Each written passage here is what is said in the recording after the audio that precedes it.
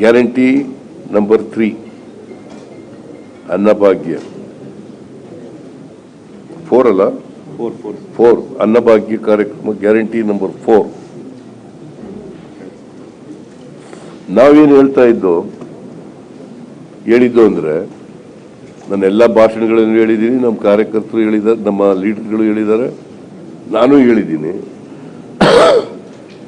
5 kg ಈಗಾಗಲೇ ಕೊಡ್ತಾ ಇದ್ದೆ. ನಾವು 7 kg ಕೊಡ್ತಿದ್ದೋ ಹಿಂದೆ. ನಾನಿದ್ದಾಗ ಹಿಂದೆ ಮುಖ್ಯಮಂತ್ರಿ ಆಗಿರುವಾಗ ಪ್ರತಿ BPL ಕಾರ್ಡ್ ಹೋಲ್ಡರ್ಗೆ 7 kg ಅಕ್ಕಿ ಕೊಡ್ತಾ ಇದ್ದು. ಅದನ್ನ ಅವರು 7 kg ಇಂದ 5 ಕೋಟಿಗೆ ಇಳಿಸ್ಬಿಟ್ಟಿದ್ರು. ಅದಕ್ಕೆ ನಾನು ಹೇಳಿದೆ,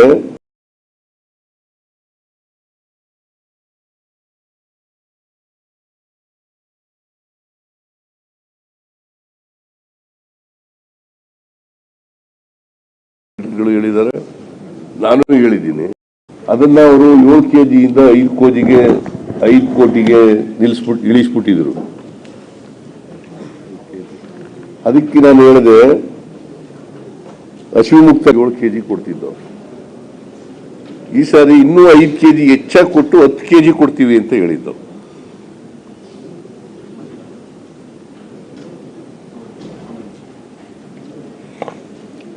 ಈಗ ನಾವು all BPL card holders, all Antyodaya card holders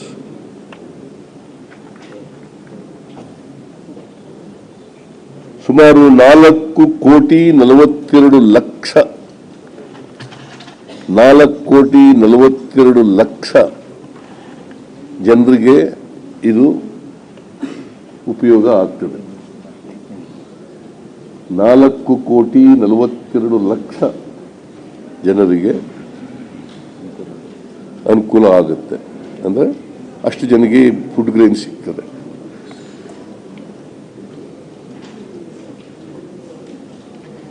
ಇದಕ್ಕೆ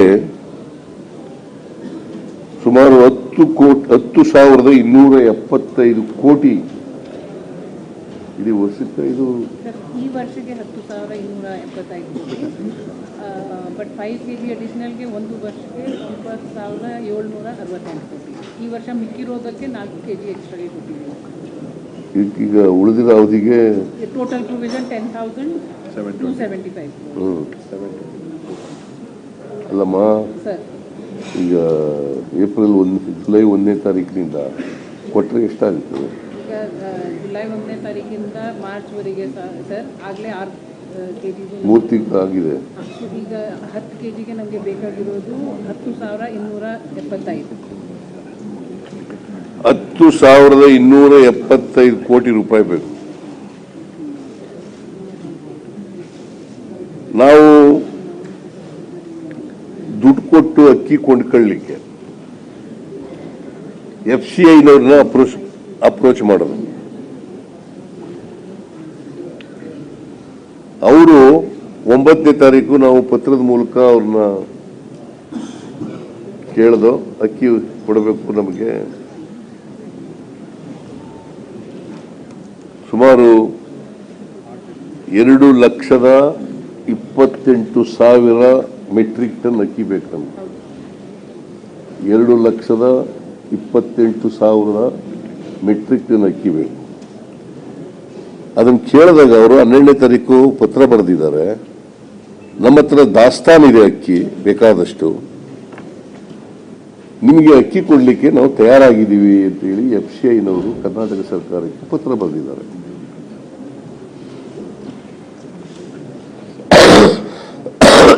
ನಾನು FCIನ ಡೆಪ್ಟಿ ಮ್ಯಾನೇಜರ್ ಅವ್ರನ್ನು ಕೂಡ ಕರೆದು ಖಾತ್ರಿ ಮಾಡ್ಕೊಳ್ಳಿಕ್ಕೆ ಅವ್ರನ್ನು ಕೂಡ ಕರೆದು ಕೇಳಿದೆ. ಅವರು ನನ್ನೆದುರಿಗೆ ಒಪ್ಕೊಂಡ್ರು, ಅಕ್ಕಿ ಬೇಕಾದಷ್ಟು ದಾಸ್ತಾನ ಇದೆ ಸರ್, ಕೊಡಕ್ಕೆ ತೊಂದರೆ ಇಲ್ಲ, ವಿಲ್ ಸಪ್ಲೈ ಅಂತ ಹೇಳಿದ್ರು.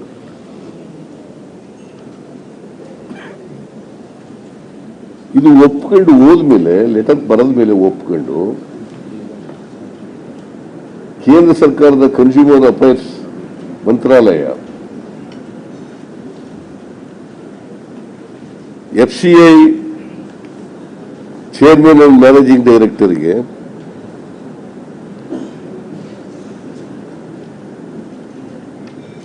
ಪತ್ರ ಬರೀತಾರೆ. ನಾವು ರಾಜ್ಯಗಳಿಗೆ ಅಕ್ಕಿ ಮತ್ತು ಗೋಧಿಯನ್ನು ಕೊಡೋದು ನಿಲ್ಲಿಸ್ಬಿಡ್ತೀವಿ, ಓಪನ್ ಮಾರ್ಕೆಟ್ಸ್ ನಿಲ್ಲಿಸ್ತೀವಿ ಅಂತ ಹೇಳಿದ್ದಾರೆ. ಅದರ ಅಂದ್ರೆ ಇದು ರಾಜಕೀಯ ತೀರ್ಮಾನ.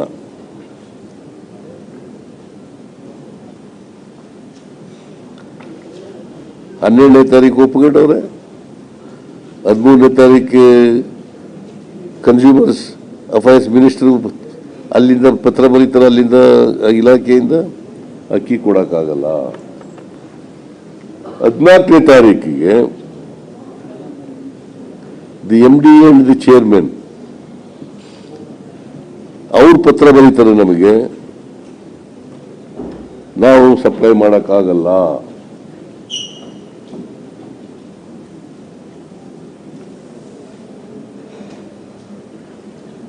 ಸೊ ನೀವು ಪ್ರೇಮಪೇಶಿ ಇಟ್ ಗೋಸ್ ಟು ಶೋ ಕೇಂದ್ರ ಸರ್ಕಾರ ರಾಜಕೀಯ ಮಾಡಿದೆ, ದ್ವೇಷದ ರಾಜಕಾರಣ ಮಾಡಿದೆ.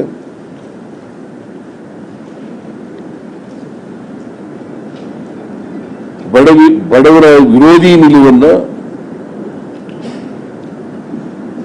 ಸ್ಪಷ್ಟಪಡಿಸಿದ್ದಾರೆ. ಬಡವರ ವಿರೋಧಿ ನಿಲುವನ್ನ ಮೇಲ್ನೋಟಿಗೆ ಬಹಳ ಸ್ಪಷ್ಟ ಗೊತ್ತಾಗುತ್ತೆ. ನಾವು ಇದು ಗೊತ್ತಾದ ಮೇಲೆ ಪಂಜಾಬ್ ಮುಖ್ಯಮಂತ್ರಿಗೆ ಮಾತಾಡಿದ್ದೆ ನಾನೇ, ಛತ್ತೀಸ್ಗಢ ಮುಖ್ಯಮಂತ್ರಿಗೆ ನಾನು ಮಾತಾಡಿದ್ದೆ, ತೆಲಂಗಾಣ ಮುಖ್ಯಮಂತ್ರಿಗೆ ಮಾತಾಡಿದ್ದೆ. ಅವರು ನಮಗೆ ಬೇಕಾಗಿರೋಷ್ಟು ಅಕ್ಕಿ ಕೊಡಲಿಕ್ಕೆ ತಯಾರಿರಲಿಲ್ಲ. ಪಂಜಾಬ್ನವರು ಹೇಳಿದ್ರು ನವೆಂಬರಿಂದ ಕೊಡ್ತೀವಿ ಅಂತ, ತೆಲಂಗಾಣದವರು ಹೇಳಿದ್ರು ಭತ್ತ ಕೊಡ್ತೀವಿ ಅಕ್ಕಿ ಕೊಡಕ್ಕಾಗಲ್ಲ ಅಂತ. ಆಮೇಲೆ ಛತ್ತೀಸ್ಗಢ ಚೀಫ್ ಮಿನಿಸ್ಟ್ರು ನಾನು 1.5 ಲಕ್ಷ ಟನ್ ಮಾತ್ರ ಕೊಡಕ್ಕಾಗುತ್ತೆ, ಅದಕ್ಕಿಂತ ಜಾಸ್ತಿ ಕೊಡಕ್ಕಾಗಲ್ಲ, ಮತ್ತೆ ಬೆಲೆನೂ ಕೂಡ ಜಾಸ್ತಿ ಹೇಳಿದ್ರು, ಟ್ರಾನ್ಸ್ಪೋರ್ಟೇಷನ್ ಕಾಸ್ಟ್ ಕೂಡ ಜಾಸ್ತಿ ಆಗುತ್ತೆ. ಆಮೇಲೆ ಆಂಧ್ರದಲ್ಲಿ ನಾವು ವಿಚಾರ ಮಾಡೋದು, ಆಂಧ್ರದಲ್ಲಿ ನಾನು ಮಾತಾಡಲಿಲ್ಲ, as a matter of fact ನಮ್ಮ ಚೀಫ್ ಸೆಕ್ರೆಟರಿ ಮಾತಾಡಿದ್ರು, ಅವರು ಕೂಡ ಅಕ್ಕಿ ಇಲ್ಲ ಅಂತ ಹೇಳಿದ್ರು. ಸೊ ನಮ್ಮ ಪ್ರಯತ್ನ ನಾವು ಏನೇ ಮಾಡಿದ್ರು ಕೂಡ ಇದು ಒಂದು ಪ್ರಯತ್ನ. ಎರಡನೇ ಪ್ರಯತ್ನ ಏನಪ್ಪಾ ಅಂತಂದ್ರೆ, ಕೇಂದ್ರ ಸರ್ಕಾರದ ಏಜೆನ್ಸಿಗಳಾದಂಥ NCCF, ಕೇಂದ್ರೀಯ ಭಂಡಾರ್ ಮತ್ತು ನ್ಯಾಫೆಡ್, ಈ 3 ಕೇಂದ್ರ ಸರ್ಕಾರದ ವ್ಯಾಪ್ತಿಯಲ್ಲಿ ಬರ್ತಕ್ಕಂಥ ಏಜೆನ್ಸಿಗಳು. ಇವ್ರಿಗೆ ನೀವು ಅಕ್ಕಿ ಸಪ್ಲೈ ಮಾಡ್ತೀವಿ ಏನಪ್ಪ ಅಂತ ಕೇಳಿದಾಗ ಅವರು ಮಾಡ್ತೀವಿ, ಹಾಗಾದ್ರೆ ಕೊಟೇಶನ್ ಕೊಡಿ ಅಂತ ಹೇಳಿದ್ರು.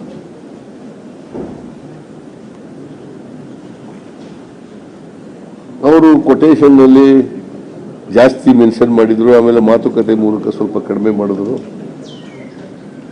ನಾನು ಇದೇ NCCFನವರು ಏಪ್ರಿಲ್ ತಿಂಗಳಲ್ಲಿ ₹32.94 1 kg ಅಕ್ಕಿ ಕೊಟ್ಟವ್ರೆ. ₹32.94 ಅಕ್ಕಿ ಕೊಟ್ಟಿದ್ದಾರೆ. ಅದು ಏನು ಗನ್ನಿ ಬ್ಯಾಗ್ನಲ್ಲಿ ಕೊಟ್ಟಿಲ್ಲ, ಪ್ಲಾಸ್ಟಿಕ್ ಬ್ಯಾಗ್ನಲ್ಲಿ ಅಲ್ಲ, ಗನ್ನಿ ಬ್ಯಾಗ್ನಲ್ಲಿ ಕೊಟ್ಟಿದ್ರು. ₹32.94 ಗನ್ನಿ ಬ್ಯಾಗ್ನಲ್ಲಿ ಕೊಟ್ಟಿದ್ರು. ಈಗ ಹೇಳಿದ್ರು ನಾವು ಗನ್ನಿ ಬ್ಯಾಗ್ನಲ್ಲಿ ಕೊಡಕ್ಕಾಗಲ್ಲ, ಗನ್ನಿ ಬ್ಯಾಗ್ಸ್ ದೊರಕ್ತಾ ಇಲ್ಲ, ಪ್ಲಾಸ್ಟಿಕ್ ಬ್ಯಾಗ್ನಲ್ಲಿ ಕೊಡ್ತೀವಿ ಅಂತಂದ್ರು. ನಾನು ಹೇಳಿದೆ ಪ್ಲಾಸ್ಟಿಕ್ ಬ್ಯಾಗು ಗನ್ನಿ ಬ್ಯಾಗು ವ್ಯತ್ಯಾಸ ಎಷ್ಟಪ್ಪ ಅಂತ ಕೇಳಿದೆ. 70 ಪೈಸೆ ವ್ಯತ್ಯಾಸ ಅಂತ ಹೇಳಿದ್ರು. ಹಾಗಿದ್ರೆ ನೀವು ₹3.24 ಕೊಡಿ, ನಾವು ತಗೋತೀವಿ ಅಂತ ಹೇಳಿದ್ರು. ಅವರು ಹಿಂಸರಿದ್ರು, ಕೊಡಕ್ಕಾಗಲ್ಲ ಅಂತ. ನಮಗೆ ಈ ಜುಲೈ 1ರಿಂದ ಅಕ್ಕಿ ಕೊಡ್ತೀವಿ ಅಂತ ಹೇಳ್ಬಿಟ್ಟಿದ್ದೀವಿ. ಮಾತು ತಪ್ಪಿಕೋಬಾರದು ಅಂತೇಳಿ ಕ್ಯಾಬಿನೆಟ್ನ ಡಿಸಿಷನ್ ಮಾಡಿ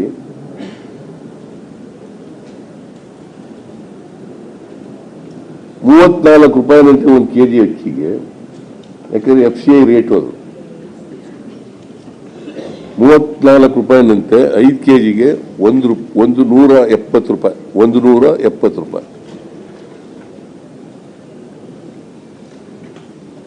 ಈ ವಿರೋಧ ಪಕ್ಷದವರು ಇದ್ರಲ್ಲ, ಅಕ್ಕಿ ಸಿಕ್ಕದೆ ಹೋದ್ರೆ ದುಡ್ಡು ಕೊಟ್ಬಿಡಿ ಅಂತಿದ್ರು ಆಗ. ಈಗ ಅಕ್ಕಿ ಕೊಡಿ ಅಂತಾರೆ. ಇವ್ರಿಗೇನಾದರೂ ಸ್ವಲ್ಪ ಆದರೂ ಕೂಡ ಮಾತಿನ ಮೇಲೆ ನಿಗಾ ಇರಬೇಕಲ್ಲ.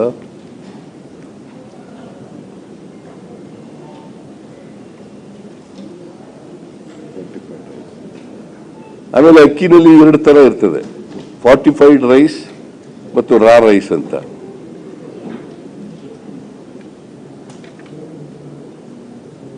ಅವರು ರಾ ರೈಸ್ ಕೊಡ್ತೀವಿ ಅಂತ ಹೇಳಿದ್ರು.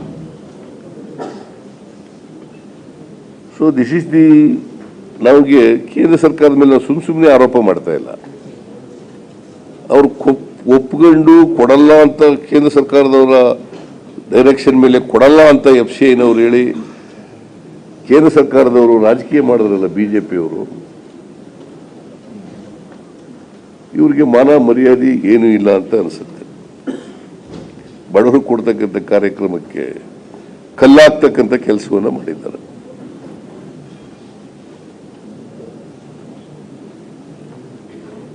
ಸೊ ನಾವು ಈ ತಿಂಗಳು ಅಕ್ಕಿ ಕೊಡ್ತೀವಿ ಅಂತ ಹೇಳಿದ್ದು, ಅದಕ್ಕೋಸ್ಕರ 10ನೇ ತಾರೀಕಿನಿಂದ ಪ್ರಾರಂಭ ಆಗುತ್ತೆ. ಒಂದು 5 ಕೆಜಿಗೆ ₹170 ಪ್ರತಿ ಬೆನಿಫಿಷಿಯರಿಗೆ ಹಾಕ್ತೀವಿ. ಯಾಕಂದ್ರೆ ತಲಾ 5 ಕೆಜಿ ಹೆಚ್ಚಾಗಿ ಕೊಡ್ತೀವಿ ಅಂತ ಹೇಳಿದ್ದು.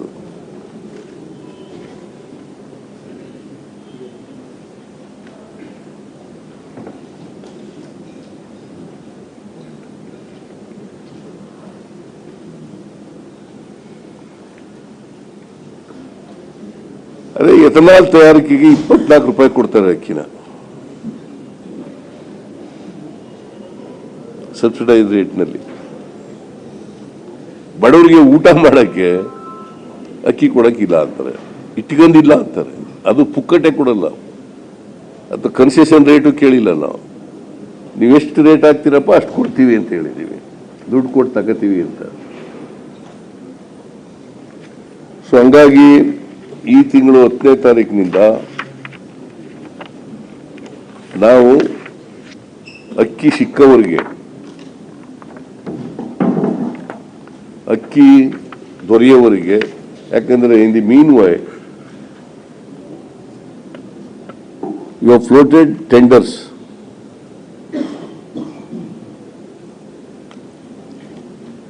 ಓಪನ್ ಮಾರ್ಕೆಟ್ ಇಂದ ಅಕ್ಕಿ ತಗೊಳ್ಳಿಕ್ಕೆ ಟೆಂಡರ್ಗಳನ್ನ ಕೊಟ್ಟಿದ್ದೀವಿ.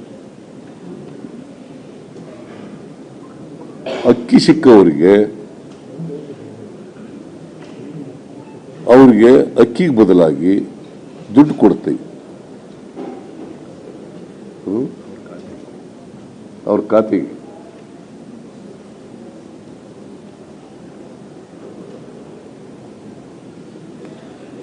ಸೊ ಅಕ್ಕಿ ಸಿಕ್ಕಿದ ತಕ್ಷಣ ನಾವು 5 ಕೆಜಿ ಪ್ಲಸ್ 5 ಕೆಜಿ 10 ಕೆಜಿ ಅಕ್ಕಿ ಕೊಡ್ತೀವಿ.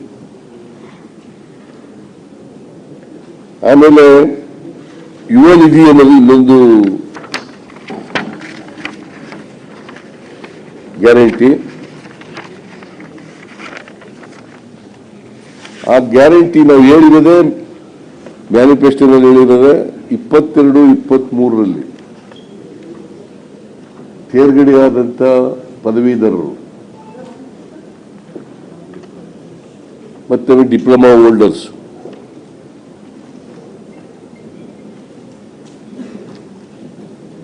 ಅವರು 6 ತಿಂಗಳಲ್ಲಿ ಕೆಲಸ ಸಿಕ್ಕದೆ ಹೋದರೆ ಅವರಿಗೆ BA, BSc, BCom, MA, MSc, MCom, MBBS, BE, ಆಮೇಲೆ ಬೇರೆ ಟೆಕ್ನಿಕಲ್ ಕೋರ್ಸಸ್ ಬುಕ್ ಕೂಡ ಕೊಡ್ತೀವಿ ಅಂತ ಹೇಳಿದ್ದೀವಿ. 6 ತಿಂಗಳಲ್ಲಿ ಕೆಲಸ ಸಿಕ್ಕದೆ ಹೋದರೆ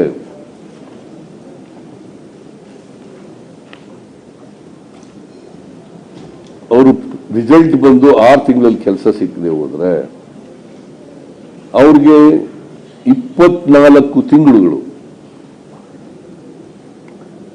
24 ಮಂತ್ಸ್ ಅಂದ್ರೆ 2 ವರ್ಷಗಳು.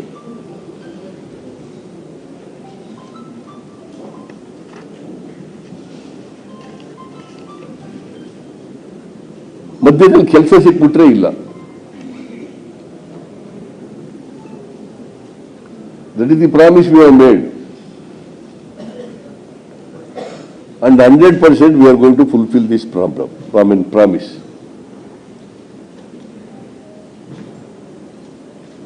ಇದು ಲೆಕ್ಕ ಹಾಕಿಲ್ಲಲ್ಲ. 1,000 ಕೋಟಿ ಸರ್. 1,000 ಕೋಟಿ ಸುಮಾರು ಈ ವರ್ಷಕ್ಕೆ ಸುಮಾರು 1,000 ಕೋಟಿ ರೂಪಾಯಿ ಆಗುತ್ತೆ. Total 1,000 total 1,000 total 1,000. ಈ ವರ್ಷ ಇನ್ನು 3 ತಿಂಗಳು ಇರ್ತದೆ. 250%. ಈ ವರ್ಷ ಬಹಳ ಕಡಿಮೆ ಇರೋದ್ರಿಂದ ಜನವರಿ ಫೆಬ್ರವರಿ ಮಾರ್ಚ್ 3 ತಿಂಗಳು ಇರೋದ್ರಿಂದ ಅಬೌಟ್ 250 ಕ್ರೋರ್ಸ್ ಆಗುತ್ತೆ ಅಂದಾಜು. ಇದು ಎಸ್ಟಿಮೇಟೆಡ್. Beneficiaries 3.7 lakhs. ಒಟ್ಟು ಬೆನಿಫಿಷರೀಸು 3,07,000 ಜನ ಆಯ್ತಾರೆ. Graduates 3,70,000 diploma 3,70,000. ಸಾರಿ 3,70,000 ಎಲ್ಲ ಗ್ರಾಜ್ಯುಯೇಟ್ಸ್ ಮತ್ತು ಡಿಪ್ಲೊಮಾ ಹೋಲ್ಡರ್ಸ್ ಇಬ್ರು ಸೇರಿ 3,70,000 ಜನ. ಇವ್ರಿಗೆ ಗ್ರಾಜ್ಯುಯೇಟ್ಸ್ಗಳಿಗೆ 2 ವರ್ಷ ಕಾಲ 3,000 ರೂಪಾಯಿ, ಡಿಪ್ಲೊಮಾ ಹೋಲ್ಡರ್ಸ್ಗೆ 2 ವರ್ಷ ಕಾಲ 1,500 ರೂಪಾಯಿ. ಇದನ್ನ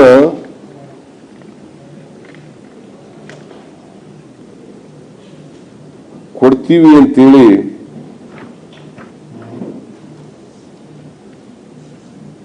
ನಾವು ಭರವಸೆ ಕೊಟ್ಟಿದ್ದೀವಿ. ಮತ್ತೆ 6 ತಿಂಗಳ ಒಳಗಡೆ ಕೆಲಸ ಸಿಕ್ಕಿದ್ರೆ ಕೊಡ್ತೀವಿ, ಅವ್ರ ಅಕೌಂಟ್ಗೆ ಹಾಕ್ತೀವಿ. ಈ 3,27,747 ಕೋಟಿ ವೆಚ್ಚ, ಅದರಲ್ಲಿ 2,50,933 ಕೋಟಿ ರೆವಿನ್ಯೂ ಎಕ್ಸ್ಪೆಂಡಿಚರ್, ರಾಜಸ್ವ ವೆಚ್ಚ,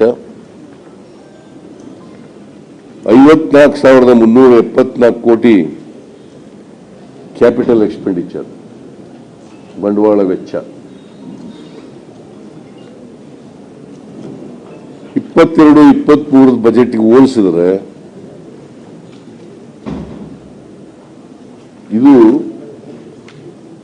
23ರಷ್ಟು ರಾಜಸ್ವ ವೆಚ್ಚ, 16ರಷ್ಟು ಕ್ಯಾಪಿಟಲ್ ಎಕ್ಸ್ಪೆಂಡಿಚರ್ ಹೆಚ್ಚಾಗ್ತದೆ.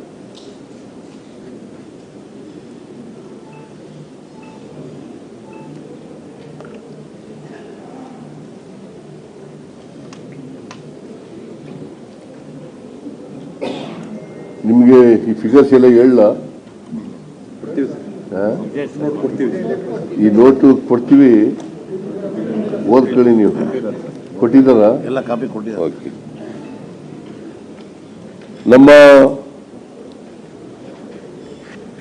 ವಿತ್ತೀಯ ಪರಿಸ್ಥಿತಿ ರಾಜ್ಯದ್ದು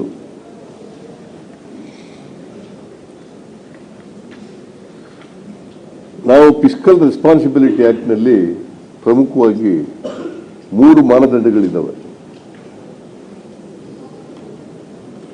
ಇದು 2002ರಲ್ಲಿ ಪಾಸ್ ಆದದ್ದು. ಆ ಫಿಸ್ಕಲ್ ರೆಸ್ಪಾನ್ಸಿಬಿಲಿಟಿ ಆಕ್ಟ್ ಪ್ರಕಾರ ಫಿಸ್ಕಲ್ ಡಿಫಿಸಿಟ್ 3% ಒಳಗಡೆ ಇರಬೇಕು.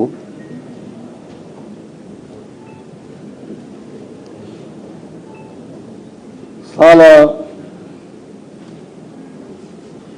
ಒಟ್ಟು GDPಯ 25% ಒಳಗಡೆ ಇರಬೇಕು.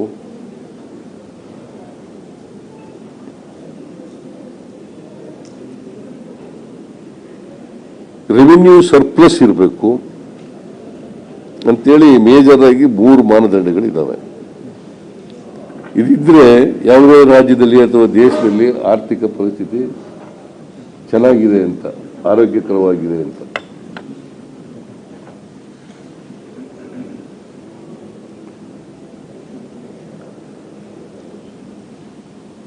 ನಾವು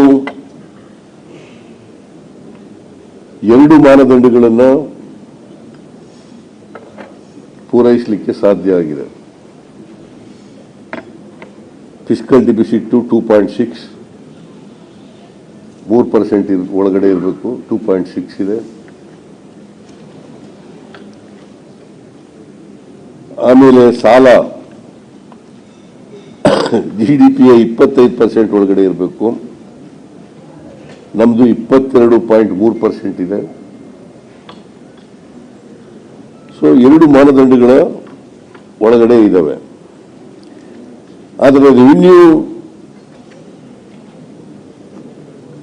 ಸರ್ಪ್ಲಸ್ ಅನ್ನ ಮಾಡೋಕ್ಕಾಗಿಲ್ಲ. ಯಾಕಂದ್ರೆ ಇವು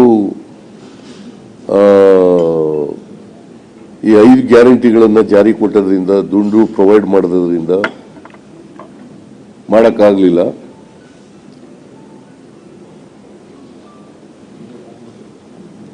ಆದರೆ 22-23ರಲ್ಲಿ ಅಲ್ಲ, 21-22ರಲ್ಲಿ ಇದೇ ಬಿಜೆಪಿ ಸರ್ಕಾರ 14,00,000 ಕೋಟಿಗಿಂತ ಹೆಚ್ಚಾಗಿ ಮಾಡಿತ್ತು.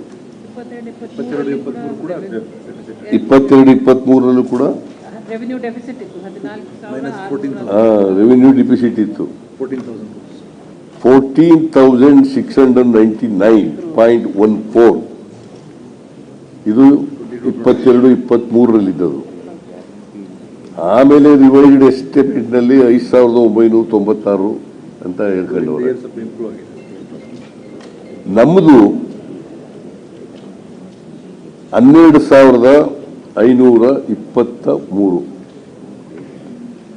12,523.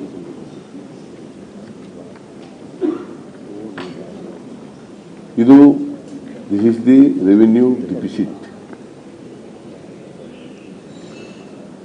ಅವ್ರಿಗಿಂತ ಕಡಿಮೆ ಇದೆ, ಸುಮಾರು 2,000 ಕೋಟಿ.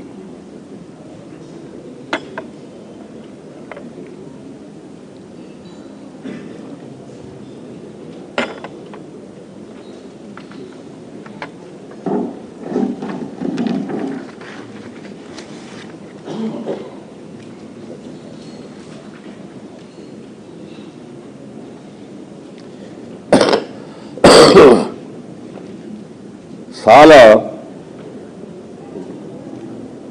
23-24ಕ್ಕೆ ನಮ್ಮ ಬಜೆಟ್ನಲ್ಲಿ ಒಟ್ಟು 85,818 ಕೋಟಿ.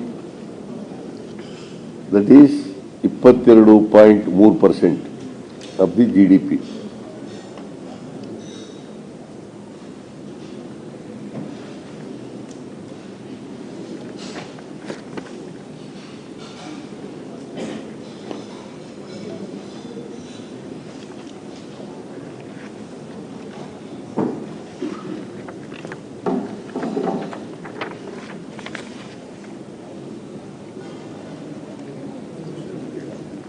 ಈ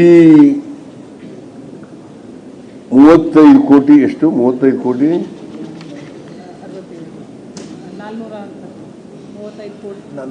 35,410 ಕೋಟಿ ಮೊಬಿಲೈಸ್ ಮಾಡಲಿಕ್ಕೆ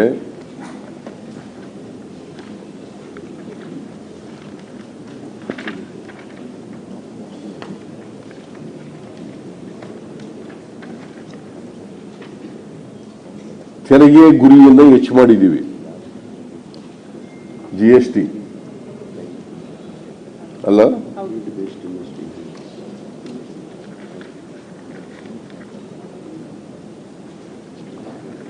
ಎಲ್ಲ ತೆರಿಗೆ ಗುರಿಗಳು ಅಂತಂದ್ರೆ ಅಬ್ಕಾರಿ, ಕಮರ್ಷಿಯಲ್ ಟ್ಯಾಕ್ಸ್, GST, ಆಮೇಲೆ ಸ್ಟ್ಯಾಂಪ್ಸ್ ಅಂಡ್ ರಿಜಿಸ್ಟ್ರೇಷನ್,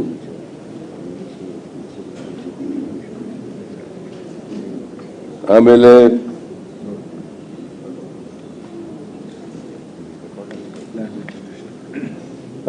ಗಣಿಗಾರಿಕೆ, ಮೋಟಾರ್ ವೆಹಿಕಲ್ಸ್ ಟ್ಯಾಕ್ಸ್ ಎಲ್ಲ ಸೇರಿ ವಾಣಿಜ್ಯ ತೆರಿಗೆನಲ್ಲಿ 4,000 ಕೋಟಿ ಹೆಚ್ಚಾಗಿದೆ. ಹಿಂದೆ ಅವ್ರು ಕೊಟ್ಟಿದ್ದಂಥ ಗುರಿಗಿಂತ 4,000 ಕೋಟಿ ಹೆಚ್ಚಾಗಿದೆ. ಹೆಚ್ಚು ಕೊಟ್ಟಿದ್ದೀನಿ, ವಸೂಲು ಮಾಡಬೇಕು ಕಟ್ಟುನಿಟ್ಟಾಗಿ ಅಂತ ಹೇಳಿದ್ದೀವಿ. ಅವರು ಒಪ್ಕೊಂಡಿದ್ದಾರೆ ಕಮರ್ಷಿಯಲ್ ಟ್ಯಾಕ್ಸ್ ಡಿಪಾರ್ಟ್ಮೆಂಟ್. ಅಬ್ಕಾರಿಗೆ 35,000 ಗುರಿ ಇತ್ತು, 36,000 ಕೊಟ್ಟಿದ್ದೀವಿ. 1,000 ಕೋಟಿ ಹೆಚ್ಚಾಗುತ್ತೆ. ಇವೆಲ್ಲ ಪಾಪ ವಿಸ್ಕಿ ಬಾಟ್ಲಿಗಳಿಗೆ ವಿಸ್ಕಿ 20% ಹೆಚ್ಚು ಮಾಡಿದ್ವಿ, ಬೀರ್ ಬಾಟ್ಲಿಗಳಿಗೆ ಬೀರು 10% ಹೆಚ್ಚು ಮಾಡಿದ್ವಿ ಅಷ್ಟೇ. ಬಟ್ ಇಷ್ಟು ಮಾಡಿದ್ರೂ ಕೂಡ ಪಕ್ಕದ ರಾಜ್ಯಗಳಿಗಿಂತ ನಾವೇ ಕಡಿಮೆ.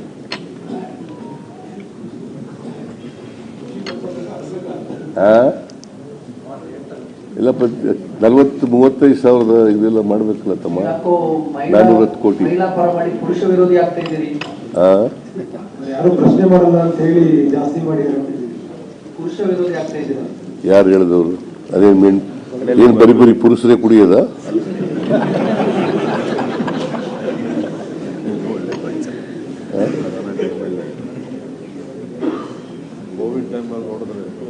ಹಂಗೇನಿಲ್ಲ.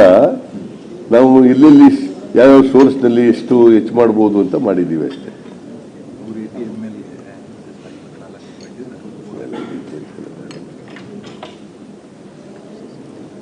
ಸೊ ತೆರಿಗೆ ಹೆಚ್ಚಳ ಎಲ್ಲ ಸೇರಿ 13,500 ಕೋಟಿ ರೂಪಾಯಿ ಹೆಚ್ಚು ಆಗುತ್ತೆ ಎಲ್ಲ ಇಲಾಖೆಗಳಿಂದ.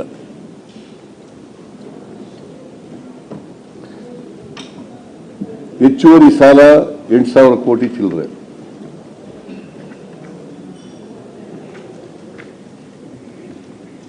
ನಮ್ಮ ಈ ಕೆಲವು ಪ್ರೋಗ್ರಾಮ್ಗಳನ್ನೆಲ್ಲ ಪ್ರಯಾರಿಟೈಸ್ ಮಾಡಿದ್ದೀವಿ. ಸೊ ಅದರಿಂದ ಸುಮಾರು 7,000 ಕೋಟಿ ರೂಪಾಯಿ ನಮಗೆ ಸಿಗ್ತದೆ.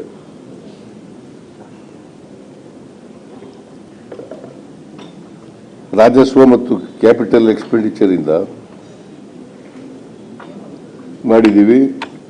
ಸೊ ಎಲ್ಲ ಸೇರಿ 35,410 ಕೋಟಿ ಹೆಚ್ಚು ಮಾಡಿದ್ದೀವಿ. ಸೊ ಹೆಚ್ಚಾಗಿ 35,000 ಕೋಟಿ ಅಲ್ಲ 13,000 ಕೋಟಿ ತೆರಿಗೆ ಹೆಚ್ಚಳ ಟಾರ್ಗೆಟ್ ಹೆಚ್ಚಾಗಿ ಕೊಟ್ಟಿರೋದು. ಮತ್ತು ನಾವು ಎಲ್ಲೂ ಕೂಡ ಸಾಮಾನ್ಯ ಜನರ ಮೇಲೆ ಹೊರೆ ಹಾಕಿಲ್ಲ, ಬಡವರ ಮೇಲೆ ಹೊರೆ ಹಾಕಿಲ್ಲ, ತೆರಿಗೆ ಹೆಚ್ಚು ಮಾಡಿಲ್ಲ, ಎಲ್ಲೂ GST ರೇಟ್ ಹೆಚ್ಚು ಮಾಡಿಲ್ಲ.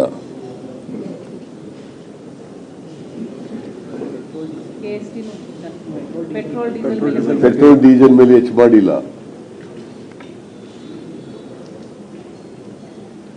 ಮಾಡಿರೋದು ಲಿಕ್ಕರ್ ಮೇಲೆ.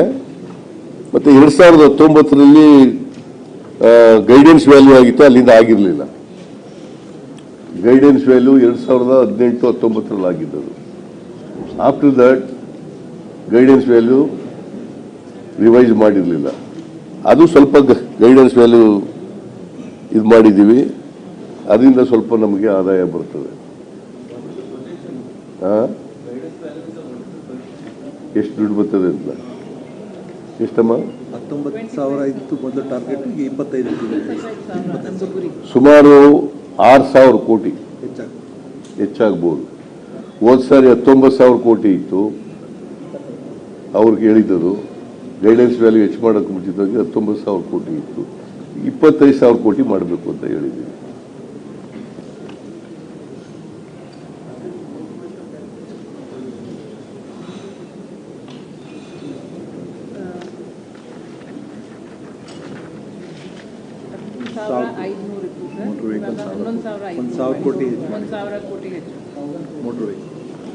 ನೀವು ಬೇಕಾಯ್ದು ನೀವು ಅಲ್ಲೇ ಇದೆಯಲ್ಲ,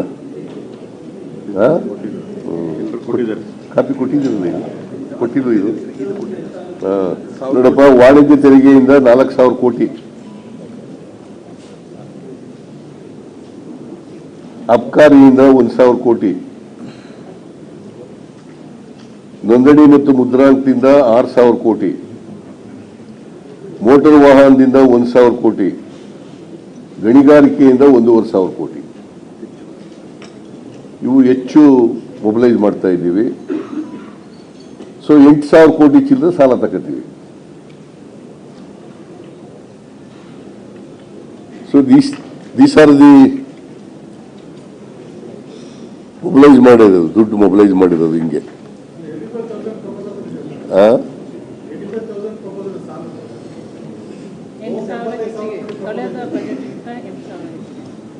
8,000 ಚಿಲ್ಲರೆ, ನಾನು ಕರೆಕ್ಟಾಗಿ ಹೇಳಲಿಲ್ಲ. 8,000 ಚಿಲ್ಲರೆ ಹೆಚ್ಚು ಸಾಲ ತಗೋತಾ ಇದ್ದೀವಿ. ಅವರು 77,000 ಕೋಟಿ ಸಾಲ ತಗೋತೀವಿ ಅಂತ ಹೇಳಿದ್ರು. ನಾವು 85,000 ಕೋಟಿ ಸಾಲ ತಗೋತೀವಿ.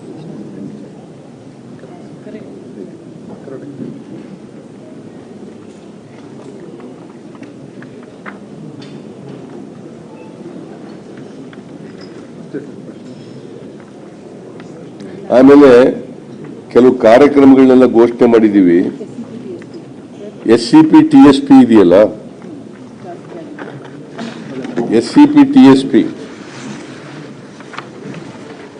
ನಾವು ಅವ್ರ ಜನಸಂಖ್ಯೆಗೆ ಅನುಗುಣವಾಗಿ SCP TSP ಹಣ ಖರ್ಚು ಮಾಡಬೇಕು ಅಂತ ಕಾನೂನು ಮಾಡಿದ್ದೀವಿ. ಮತ್ತೆ ಆ ವರ್ಷ ಯಾವ ವರ್ಷ ಇರ್ತದೆ ಆ ವರ್ಷನೇ ಖರ್ಚು ಮಾಡಿಬಿಡ್ಬೇಕು. ಯಾರಾದರೂ ಖರ್ಚು ಮಾಡೋದ್ರಲ್ಲಿ if there is any dereliction of duty ಅವ್ರ ಮೇಲೆ ಕ್ರಮ ತಗೋಬೇಕು ಅಂತಲೂ ಕೂಡ ಇದೆ. ಈಗ ಅವರು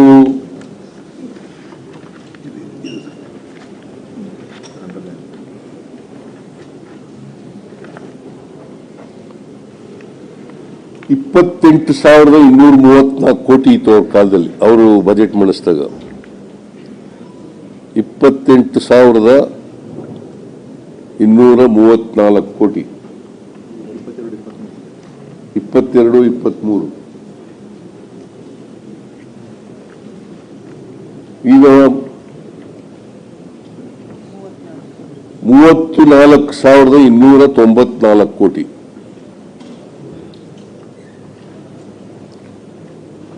ಅಂದ್ರೆ 6,060 ಕೋಟಿ ಜಾಸ್ತಿ ಆಯ್ತು. ಸೊ ಪರಿಶಿಷ್ಟ ಜಾತಿ ಪರಿಶಿಷ್ಟ ವರ್ಗದವ್ರಿಗೆ ಅನ್ಯಾಯ ಮಾಡಿದ್ರು ಅವರು.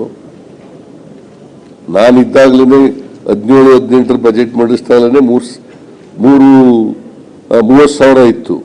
ಆಮೇಲೆ 26,000 ಬಂತು, ಆಮೇಲೆ 27,000 ಬಂತು, ಆಮೇಲೆ 28,000 ಬಂತು. ಈಗ 22-23 28,000 ಚಿಲ್ಲರೆ ಇತ್ತು. ಈಗ ನಾವು 34,294 ಕೋಟಿ ಈಗ ಅವರಿಗೆ ನ್ಯಾಯ ಒದಗಿಸ್ತಕ್ಕಂಥ ಕೆಲಸ ಮಾಡಿದ್ದೀವಿ ನಾವು. ಆಮೇಲೆ ಈ ನಮ್ಮ ಆಕ್ಟ್ನಲ್ಲಿ SCP TSP ಆಕ್ಟ್ ಇದೆಯಲ್ಲ, ಅದರಲ್ಲಿ 7D ಅಂತ ಒಂದು ಕ್ಲಾಸ್ ಇದೆ. 7D ಅಂತ ಒಂದು ಕ್ಲಾಸ್ ಇದೆ.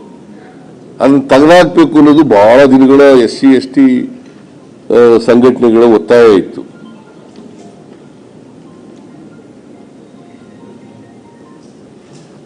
ಈಗ ಅದು ತೆಗೆದಾಕ್ತೀವಿ ಅಂತೇಳಿ ಬಜೆಟ್ನಲ್ಲಿ ಘೋಷಣೆ ಮಾಡಿದ್ದೀನಿ. We are going to amend the act. 7D will be removed. ಅಂದ್ರೆ 7D ಅಂದ್ರೆ ಡೀಮ್ಡ್ ಎಕ್ಸ್ಪೆಂಡಿಚರ್.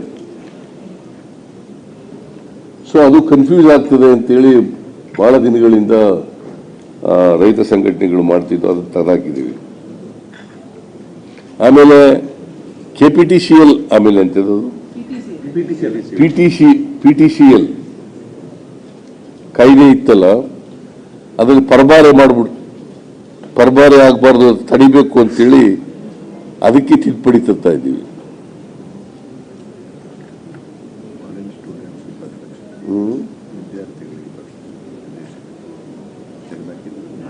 ಆಮೇಲೆ ಅರಿವು ಅನ್ನೋ ಕಾರ್ಯಕ್ರಮ ನಿಲ್ಲಿಸ್ಬಿಟ್ಟಿದ್ರು. ಅದನ್ನು ಮತ್ತೆ ಇಂಟ್ರಡ್ಯೂಸ್ ಮಾಡ್ತಾ ಇದ್ದೀವಿ. APMC ಕಾಯ್ದೆ ತಿದ್ದುಪಡಿ ಮಾಡಿಬಿಟ್ಟಿದ್ರು.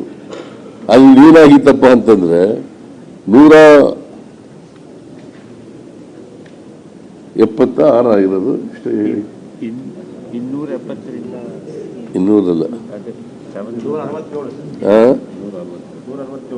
167 APMCಗಳಿದ್ದಾವೆ ರಾಜ್ಯದಲ್ಲಿ. ಅದರದ್ದು ಆದಾಯ ವರ್ಷಕ್ಕೆ ಸುಮಾರು 600 ಕೋಟಿ ರೂಪಾಯಿ ಬರ್ತಿತ್ತು. ಈ ತಿದ್ದುಪಡಿ ಮಾಡಿದ ಮೇಲೆ 200 ಕೋಟಿಗಿಂತ ಕಡಿಮೆ ಆಗ್ಬಿಡ್ತು. APMCಗಳಲ್ಲಿ ಸಂಬಳ ಕೊಡೋಕೆ ದುಡ್ಡಿಲ್ಲ, ಆ ಪರಿಸ್ಥಿತಿ ಆಗೋಯ್ತು.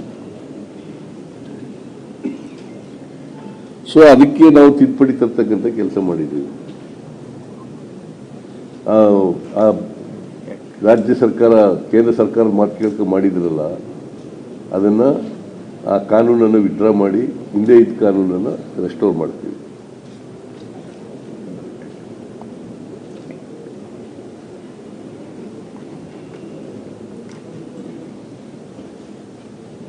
ಮತ್ತೆ ಜೆಂಡರ್ ಬಜೆಟ್ ಅಂತ ನಾವೇನು ಕರಿತೀವಿ, ನಾವು ಈ ಸಾರಿ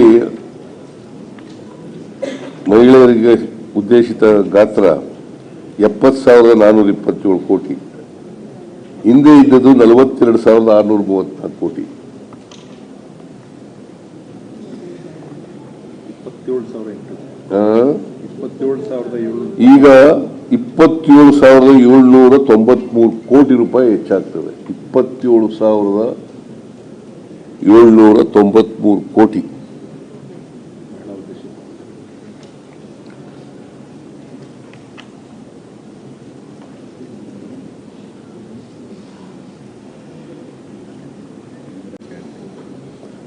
ಆಮೇಲೆ ಇಂದಿರಾ ಕ್ಯಾಂಟೀನ್ ಇದೆಯಲ್ಲ, ಅದನ್ನ ಬೇಕಾಬಿಟ್ಟಿ ಮಾಡ್ತಿದ್ರು, ಕೆಲವೆಲ್ಲ ಮುಚ್ಚೋಗಿದ್ದು. ಯಾವ್ಯಾವ ನಾವು ತೆಗೆದಿದ್ದಾವೆ ಎಲ್ಲನೂ ಪ್ರಾರಂಭ ಮಾಡಿ ಅಂತ ಹೇಳಿದ್ದೀನಿ. ಮುಂದೆ ಹೊಸ ಪಟ್ಟಣಗಳಲ್ಲಿ ಮತ್ತೆ ಹೆಚ್ಚುವರಿ ವಾರ್ಡ್ಗಳಾದರೆ ಬೆಂಗಳೂರಿನಲ್ಲಿ ಅವಕ್ಕೆಲ್ಲ ಹೊಸದಾಗಿ ತೆರಿಬೇಕು ಅಂತ ಹೇಳಿದ್ದೀನಿ ನಾನು. ಅದಕ್ಕೋಸ್ಕರ 100 ಕೋಟಿ ರೂಪಾಯಿನೂ ಕೂಡ ಇಟ್ಟಿದ್ದೀವಿ.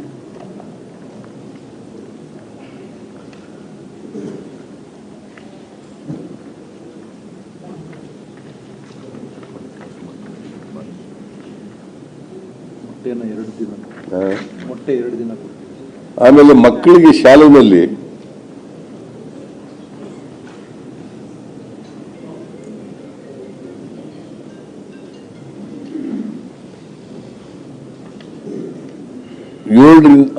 ಒಂದನೇ ತರಗತಿಯಿಂದ 8ನೇ ತರಗತಿವರೆಗೆ ವಾರಕ್ಕೆ 2 ದಿನ ಮೊಟ್ಟೆ ಕೊಡ್ತಿದ್ರು, ಅಥವಾ ಚಿಕ್ಕಿ ಅಥವಾ ಬಾಳೆಹಣ್ಣು ವಾರಕ್ಕೆ ಒಂದೇ ದಿನ ಕೊಡ್ತಾ ಇದ್ರು. ಈಗ 8, 9, 10ನೇ ಕ್ಲಾಸ್ನವರು ಸೇರಿಸ್ಕೊಂಡು from first standard to 10th ಎಲ್ರಿಗೂ ಸೇರಿ 2 ದಿನ ಮೊಟ್ಟೆ ಕೊಡಬೇಕು ಅಂತ ತೀರ್ಮಾನ ಮಾಡಿದ್ದೀವಿ. ಸುಮಾರು 60 ಲಕ್ಷ ಮಕ್ಕಳು ಇದರಿಂದ ಅನುಕೂಲ ಪಡ್ಕೊತಾರೆ. ಮತ್ತೆ ಅವರಿಗೆ ಅಪೌಷ್ಟಿಕತೆ ನಿವಾರಣೆ ಆಗಲಿಕ್ಕೆ ಅನುಕೂಲ ಆಗ್ತದೆ. ಅದಕ್ಕೆಷ್ಟು 280 ಕೋಟಿ. ಇದಕ್ಕೆ 280 ಕೋಟಿ ರೂಪಾಯಿಗಳನ್ನ ಪ್ರೊವೈಡ್ ಮಾಡಿದ್ದೀವಿ.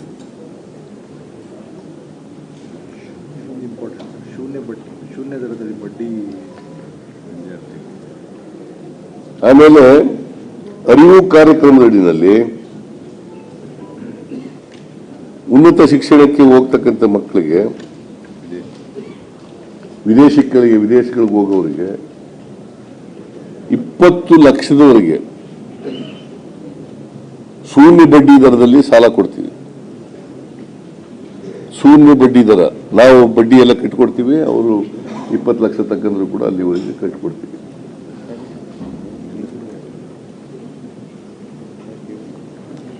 ಆಮೇಲೆ ಪರಿಶಿಷ್ಟ ಜಾತಿ ಪರಿಶಿಷ್ಟ ವರ್ಗದವರಿಗೆ 50 ಲಕ್ಷ ರೂಪಾಯಿ ಇತ್ತು. ಅದು ಹೇಳಿಲ್ವ ಅಲ್ಲಿ ಬಜೆಟ್ನಲ್ಲಿ? ಅದೇ ಕಾಂಟ್ರಾಕ್ಟ್ ನಲ್ಲಿ ಮೀಸಲಾತಿ ಕೊಡ್ತಕ್ಕಂಥ ಕಾರ್ಯಕ್ರಮ ಮಾಡಿದ್ದು ಅಲ್ಲ. ಇದು 2A 2B 2A ಇದೆ. SC ST ಗಳಿಗೂ 1 ಕೋಟಿ ಮಾಡಿದ್ದು ಅದಾಗಲೇ ಜಾರಿಗಾಗಿದೆಯಾ? ಸೊ ಅದು ಅವ್ರಿಗೂ ಮಾಡಿದ್ದೀವಿ. ಮತ್ತೆ ಹೊಸದಾಗಿ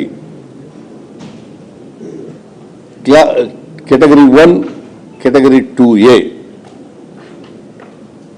ಕ್ಯಾಟಗರಿ 1 ಕ್ಯಾಟಗರಿ 2A ಇವ್ರಿಗೂ ಕೂಡ 1 ಕೋಟಿವರೆಗೆ ಸಿವಿಲ್ ವರ್ಕ್ಸ್ಗಳಲ್ಲಿ ಮೀಸಲಾತಿ ಕೊಡ್ತೀವಿ.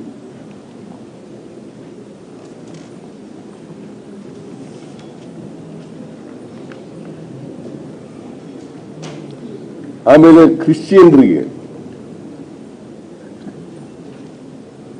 ಕ್ರಿಶ್ಚಿಯನ್ ಅಭಿವೃದ್ಧಿ ಮಂಡಳಿ ಸ್ಥಾಪನೆ ಮಾಡ್ತಾ ಇದ್ದೀವಿ.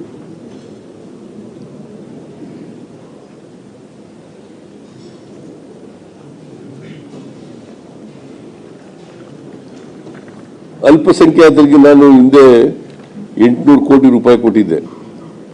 ಯಾಕಂದ್ರೆ ಹೆಚ್ಚಾಗಿ ಮುಸಲ್ಮಾನರೆಲ್ಲ ಸ್ಲಮ್ಗಳ ಹತ್ರ ಪರಿಶಿಷ್ಟ ಜಾತಿ ಪರಿಶಿಷ್ಟ ವರ್ಗದವರಿರೋ ಕಡೆ ಹೆಚ್ಚು ವಾಸ ಮಾಡ್ತಾರೆ. ಅವ್ರಿಗೆ 800 ಕೋಟಿ ಕೊಟ್ಟಿದೆ. ಈ ಸಾರಿ ಅವಧಿಗೆ 360 ಕೋಟಿ ಕೊಟ್ಟಿದ್ದೀವಿ.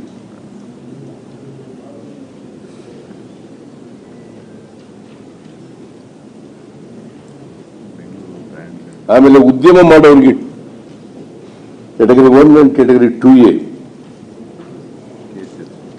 KSFC ಇಂದ 6 ರೂಪಾಯಿ ಬಡ್ಡಿ ದರದಲ್ಲಿ 10 ಕೋಟಿವರೆಗೆ ಸಾಲ ಕೊಡ್ತೀವಿ ನ್ಯೂ ಎಂಟರ್ಪ್ರಿನರ್ಸ್ಗೆ.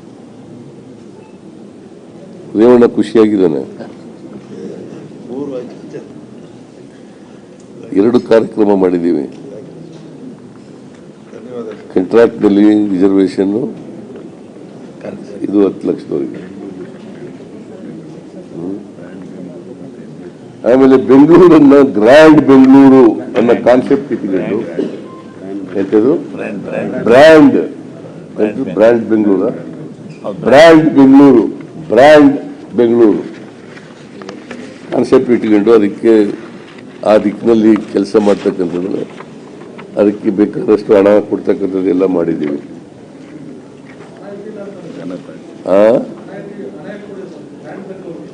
ಬ್ರ್ಯಾಂಡ್ ಅಲ್ಲ ಇಟ್ಟಿದ್ದೀವಿ. ನಾನು ಫಿಗರ್ಸ್ ಇಲ್ಲ ಈಗ ನನ್ನ ಹತ್ರ, ಬೇಕಾದ್ರೆ ನಾಳೆ ಹೇಳ್ತೀನಿ. ನಾನು ನೋಡ್ಬಿಟ್ಟು ಆ ಪುಸ್ತಕ ಎಲ್ಲ ನೋಡ್ಬಿಟ್ಟು ಹೇಳ್ಬೇಕು.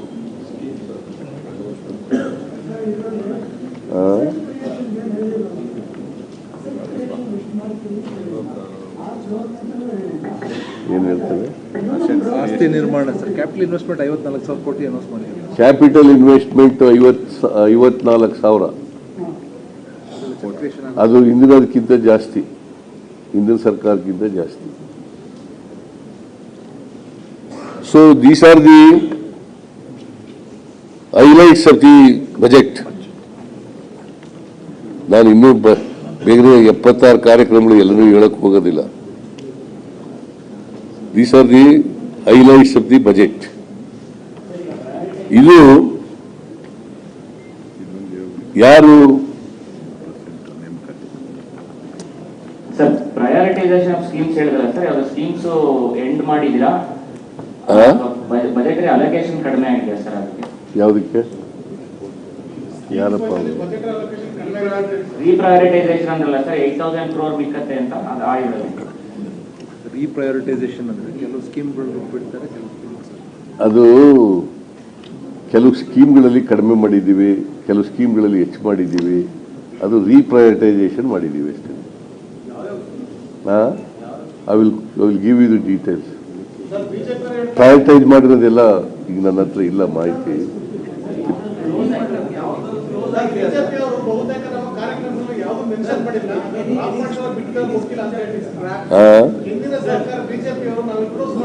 ಬಿಜೆಪಿಯವರು ಸುಮ್ಮನೆ ರಾಜಕೀಯವಾಗಿ ಆರೋಪಗಳನ್ನು ಮಾಡ್ತಾರೆ.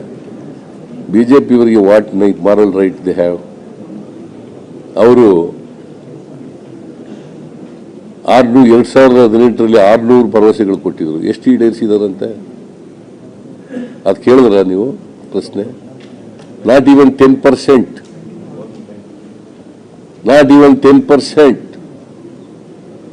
ನಾವು 165 ಭರವಸೆಗಳಲ್ಲಿ 2013ರಿಂದ 2018ರವರೆಗೆ 158 ಭರವಸೆಗಳನ್ನು ಈಡೇರಿಸಿದ್ದೀವಿ. ಅದ್ರ ಜೊತೆಗೆ ಇನ್ನ 25-30 ಕಾರ್ಯಕ್ರಮಗಳನ್ನು ಮಾಡಿದ್ದೀವಿ. ಅವ್ರಿಗೆ what moral right they have? ಹೇಳಿದ್ರು ಬಂದ ತಕ್ಷಣನೇ ಮೊದಲನೇ ಕ್ಯಾಬಿನೆಟ್ನಲ್ಲೇ ರೈತರ ಸಾಲ 1 ಲಕ್ಷದವರೆಗೆ, ಅದು ನ್ಯಾಷನಲ್ ಬ್ಯಾಂಕ್ನಲ್ಲಿ ಮಾಡಿರಲಿ, ಸೊಸೈಟಿಗಳಲ್ಲಿ ಮಾಡಿರಲಿ, ಮನ್ನಾ ಮಾಡಿಬಿಡ್ತೀವಿ. ಮಾಡಿದ್ರ? ದಿನಕ್ಕೆ 10 ಗಂಟೆ ವಿದ್ಯುತ್ ಕೊಡ್ತೀವಿ. ಮಾಡಿದ್ರ? ನೀರಾವರಿಗೆ 1.5 ಲಕ್ಷ ಕೋಟಿ ಖರ್ಚು ಮಾಡ್ತೀವಿ ಒಂದು ವರ್ಷಕ್ಕೆ, ಅಲ್ಲ 5 ವರ್ಷಗಳಲ್ಲಿ ಅಂತ ಮಾಡಿದ್ರ? ಯಾವುದು ಮಾಡೇ ಇಲ್ಲ ಅವರು. Not even 10% of the promises they have implemented in 4 years. Sir, ಇನ್ನೊಂದು ಪ್ರಮುಖವಾಗಿ ನೀವು ಒಂದು ಮೆನ್ಷನ್ ಮಾಡಿದ್ದೀರಾ. ಲಾಸ್ಟ್ ಟೈಮ್ ವಿತ್ತೀಯ ಶಿಸ್ತಿನ ಗಾಳಿ ತೂರಿ 49,000 ಕೋಟಿ ಕಾಮಗಾರಿಗಳಿಗೆ ಅನುಮೋದನೆ ಕೊಟ್ಟಿದ್ರು ಅವರು. ಆ ಕಾರಣಕ್ಕೋಸ್ಕರವಾಗಿ ಹೊಸ ಯೋಜನೆಗಳನ್ನು ಹಮ್ಮಿಕೊಳ್ಳಲು ಸವಾಲಾಗಿದೆ ನಮ್ಗೆ ಅಂತ. ಅದು ಈಗ ಅದನ್ನೇನಾದ್ರೂ ನೀವು ಚಾಲೆಂಜ್ ಫಾರ್ ಅಸ್. ಎಷ್ಟು ದುಡ್ಡಿದೆ, ಎಷ್ಟು ಬಜೆಟ್ನಲ್ಲಿ ಸುಮಾರು 20,000 ಕೋಟಿ ರೂಪಾಯಿ ಇರ್ತದೆ. 9,500 ಕೋಟಿ ಪೆಂಡಿಂಗ್ ಬಿಲ್ಸ್ ಇದೆ ಈಗ ನೀರಾವರಿ ಇಲಾಖೆಯಲ್ಲಿ. ನೀವು ಅಗತ್ಯಕ್ಕಿಂತ ಜಾಸ್ತಿ ಮಾಡಿಬಿಟ್ರೆ 26,000 ಕೋಟಿ ಕೆಲಸಗಳು ಮಂಜೂರು ಮಾಡಿಬಿಟ್ರೆ ಎಲ್ಲಿಂದ ಕೊಡ್ತೀರಿ? 2,000 ಕೋಟಿ ಮೈನರ್ ಇರಿಗೇಷನ್ ದುಡ್ಡಿದೆ. ಸುಮಾರು 13,000 ಕೋಟಿ ರೂಪಾಯಿನಷ್ಟು ಅಪ್ರೂವ್ ಮಾಡಿಬಿಟ್ಟಿದ್ದೀವಿ. 2,000 ಕೋಟಿ ಪೆಂಡಿಂಗ್ ಬಿಲ್ಸ್ ಇದೆ. ಅಲ್ಲ, 4,000 ಕೋಟಿ ಪೆಂಡಿಂಗ್ ಬಿಲ್ಸ್ ಇದೆ. ಎಲ್ಲಿಂದ ಕೊಡ್ತೀರಿ? ಅದಕ್ಕೆ it's a challenge for us to take up the new schemes. ಇದು ಅಂದ್ರೆ ಆಸ್ತಿ ಸೃಷ್ಟಿಯಲ್ಲಿ ಎಲ್ಲೋ ದೊಡ್ಡ ಹಿನ್ನಡೆ ಆಗತ್ತೆ. ರಾಜ್ಯದ ಒಟ್ಟಾರೆ ಆಸ್ತಿ ಸೃಷ್ಟಿಯಲ್ಲಿ ನೀವು ಹೇಳಿದ್ರೆ 6 ವರ್ಷ ಬೇಕಾಗುತ್ತೆ ನಮ್ಗೆ ಎಲ್ಲ ಬಿಲ್ಗಳನ್ನು ಕ್ಲಿಯರ್ ಅಂದ್ರೆ ಅವ್ರು ಮಾಡಿರ್ತಕ್ಕಂಥ ಎಲ್ಲ ಕೆಲಸಗಳನ್ನು ಜಾರಿ ಕೊಡಬೇಕಾದ್ರೆ ಆ ಕನಿಷ್ಠ 6 ವರ್ಷ ಬೇಕು ಅಂತ ಹೇಳಿದ್ದೀನಿ ಅಷ್ಟೇ. ಇದರಿಂದ ಒಟ್ಟಾರೆ ರಾಜ್ಯದ ಒಟ್ಟು ಆಸ್ತಿ ಸೃಷ್ಟಿಯಲ್ಲಿ ಹಿನ್ನಡೆ ಆಗತ್ತೆ ಅಂತ ಅನ್ಸಲ್ಲ ಸರ್. ನಾವು ಅದಕ್ಕೆ ರಿಸೋರ್ಸಸ್ ಎಲ್ಲ ಮೊಬಿಲೈಸ್ ಮಾಡಿ ಹೊಸ ಕೆಲಸಗಳನ್ನೆಲ್ಲ ತಗೋಬೇಕು ಅಷ್ಟೇ. ಈಗ ಅವರು ಇಟ್ಟಿರೋ ದುಡ್ಡಿನಲ್ಲಿ ಅವ್ರು ಮಾಡಿರ್ತಕ್ಕಂಥ ಪರಿಸ್ಥಿತಿಯಲ್ಲಿ ಆರ್ಥಿಕ ಶಿಸ್ತನ್ನೆಲ್ಲ ಹಾಳು ಮಾಡಿಬಿಟ್ಟಿದ್ದಾರೆ. ನಾನು ಅದಕ್ಕೆ ನಮ್ಮ ಕಾಲದಲ್ಲಿ ಎಷ್ಟಿತ್ತು, ಅವ್ರ ಕಾಲದಲ್ಲಿ ಎಷ್ಟಿತ್ತು ಅಂತ ಕಂಪೇರ್ ಮಾಡಿಕೊಟ್ಟಿದ್ದೀವಿ. ಬಂಡವಾಳ ವೆಚ್ಚ ಜಾಸ್ತಿನೇ ಇದೆ, ಅವ್ರಿಗಿಂತ ಜಾಸ್ತಿ ಬಂಡವಾಳ ವೆಚ್ಚ ಅವ್ರು ಖರ್ಚು ಮಾಡಿದ್ದು 22-23ರಲ್ಲಿ 46,955 ಕೋಟಿ. ನಾವು ಖರ್ಚು ಮಾಡ್ತಾ ಇರೋದು 23-24ರಲ್ಲಿ 54,374 ಕೋಟಿ. ದಟ್ ಮೀನ್ಸ್ ಟು ಸೇ 7,419 ಕೋಟಿ ವ್ಯತ್ಯಾಸ. ಸರ್, ಈಗ ಸುಮಾರು 1 ಲಕ್ಷ ಕೋಟಿಯಷ್ಟು ಬ್ಯಾಂಕ್ಲೋರ್ ಅರಿಯರ್ಸ್ ಇದೆ ಪವರ್ ಸೆಕ್ಟರ್ ನೀವು ಕೊಡುವಂತ ಸರ್ಕಾರ ಮಾಡಬೇಕಾಗಿದೆ. 26% ಡೆಟ್ ರೈಸ್ ಮಾಡ್ತಿದ್ದೀರಾ, 18% ಡೆಟ್ ಸರ್ವಿಸ್ ಮಾಡ್ತಿದ್ದೀರಾ, it is more than your irrigation and farming spend. ಎಲ್ಲೋ ಒಂದ್ ಕಡೆ ಈ ಗ್ಯಾರಂಟಿ ಸ್ಕೀಮ್ ಬರ್ಡನ್ ನಿಮಗೆ ಫೀಲ್ ಆಗ್ತಿದೆ? ಇಲ್ಲ, ಅವರೇ ಹಾಳು ಮಾಡಿಬಿಟ್ಟಿದ್ದಾರೆ. ನಮ್ದೆಲ್ಲ ನಮ್ಮಿಂದ ಆಗಿಲ್ಲ. ನಾವು ಹೇಳಿದ್ನಲ್ಲ 13,500 ಕೋಟಿ ಅಡಿಷನಲ್ ಟ್ಯಾಕ್ಸ್ ARM ಬರ್ತದೆ, 8,000 ಕೋಟಿ ಸಾಲ ತಗೋತೀವಿ. ಉಳಿದು ಬೇರೆ ಬೇರೆ ಇದರಲ್ಲೆಲ್ಲ 6,000 ಕೋಟಿ ಸ್ಯಾಮ್ಸಂಗ್ ರಿಜಿಸ್ಟ್ರೇಷನ್ ಬರ್ತದೆ ಹೆಚ್ಚಾಗಿ. ಎಕ್ಸೈಜ್ನಲ್ಲಿ 1,000 ಕೋಟಿ ಹೆಚ್ಚಾಗಿ ಬರ್ತದೆ. ಇವೆಲ್ಲ ಮಾಡಿದ್ದೀವಿ. ಇದರಿಂದ ಅಲ್ಲ ಬರ್ಡನ್ ಆಗಿರೋದು, ಅವರ ಫೂಲಿಶ್ನೆಸ್ ಇಂದ ಸರಿಯಾಗಿ ದುಡ್ಡು ಹೊಡೆಯೋಕ್ಕೋಸ್ಕರ ಎಲ್ಲ ಪ್ರಾಜೆಕ್ಟ್ಗಳೆಲ್ಲ ಅಪ್ರೂವ್ ಮಾಡಿ ಹೊಟ್ಟೋಗ್ಬಿಟ್ಟಿದ್ದಾರೆ. ಟೆಂಡರ್ ಕರೆದ್ಬಿಟ್ಟು ಹೊಟ್ಟೋಗಿದ್ದಾರೆ.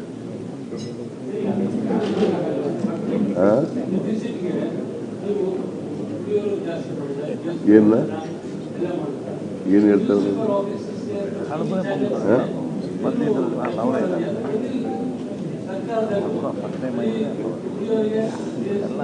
ಏನು ಹೇಳ್ತಾರೆ? ಕುಡಿಯೋರಿಗೆ ಬರೀ ಇವರಿಗೆ ಸಿಗರೇಟ್ ಮಾತ್ರ ಜಾಸ್ತಿ ಸಿಗರೇಟ್ ಮಾಡಿಲ್ರಿ, ಕುಡಿಯೋ